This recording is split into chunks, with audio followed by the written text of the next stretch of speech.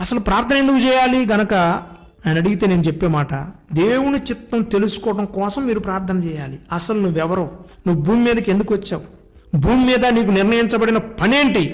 ఏదో ఒక చిత్తం మీద, ఏదో ఒక పని మీద దేవుడు నిన్ను భూమి మీదకి పంపించాడు. అసలు అది తెలుసుకోవడం కోసం నువ్వు ప్రార్థన చేయాలి.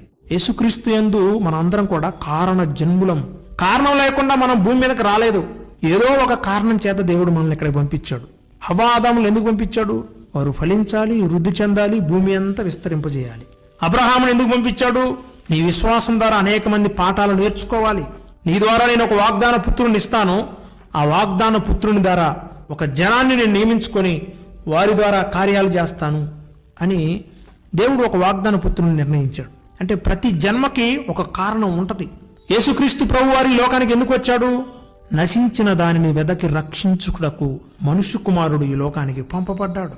లేఖనాలు సెలవిస్తున్నాయి. సిమిలర్గా నీ జన్మకు కూడా ఒక కారణం ఉంది. ఏదో కేవలం నేను వచ్చాను పోతాను అని కాదు, నలుగురులాగే నేను కూడా పుట్టానని కాదు. నలుగురు వేరు, నువ్వు వేరు. నీకు ఒక కారణం ఉంది. ఆ కారణం తెలుసుకోవడం కోసం నువ్వు ప్రార్థన చేయాలి. చాలా మంది ఏమంటారంటే డిప్రెషన్లో ఉన్నప్పుడు, అసలు నన్ను ఎందుకు పుట్టించావు ప్రభువా, ఈ బ్రతుకు బ్రతకడం కంటే చావటం మేలంటారు. నేనేమంటానంటే, ఒరే పిచ్చోడా, నువ్వెందుకు పుట్టావో నీ గురించి నువ్వు తెలుసుకోవడం కోసం ప్రార్థన చేయి. అలా చేయకుండా నన్ను ఎందుకు పుట్టించావు, అసలు నువ్వు అంటూ ఉన్నావా, నువ్వు నన్ను ఎందుకు పంపించావు, నాకేంటి ఈ లోకంలో కష్టాలు, ఈ సొంత బుద్ధి మీద ఆధారపడి కష్టాలు కొని తెచ్చుకున్నావు. దేవుడు నీకు కష్టాలను తీసుకురాలా. అయితే మనలో చాలా మంది వారికి వచ్చిన కష్టాలను బట్టి నన్ను ఎందుకు పుట్టించావో అని అడగడం కంటే, నన్ను ఎందుకు పుట్టించావో నాకు తెలియజేయ ప్రభు అని అడుగు. కోపంలో తాపంలో మనం ఎప్పుడు కూడా దేవుణ్ణి దూషిస్తూ ఉంటాం.